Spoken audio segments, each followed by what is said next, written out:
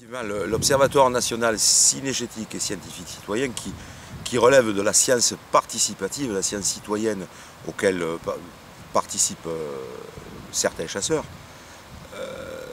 est un observatoire qui concerne surtout les migrateurs terrestres. Alors, les turdidés, le pigeon ramier, les tourneaux sansonnés, l'alouette des champs, le vanneau de tourterelle, les bois et turcs et la caïne. Quel est l'intérêt de continuer alors maintenant l'observatoire? Alors l'intérêt de continuer, comme dans tout programme, la longévité d'une base de données est source à la fois de robustesse et d'utilité à la compréhension des phénomènes complexes que sont les migrations. Cette utilité, elle est générée par cette contribution, donc, je veux dire, à la science participative du monde de la chasse sur ce qui touche à la biodiversité, puisque ce sont des espèces qui font partie de notre biodiversité. Deuxième intérêt, eh bien, conforter cette base de données pour défendre les dates de chasse, en complément d'études scientifiques comme peuvent les mener l'Institut méditerranéen, le GIF sur le pigeon ramier, Institut méditerranéen sur les turdidés, Office national de la chasse sur beaucoup d'espèces, ou l'ISNEA par exemple.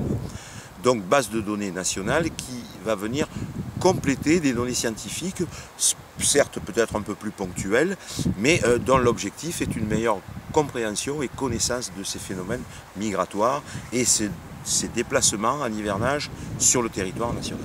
Cette excellente idée qui date donc de 5 ans, commune entre la DCTG, Association de défense des chasses traditionnelles à la grive, et Institut méditerranéen du patrimoine cynégétique et faunistique.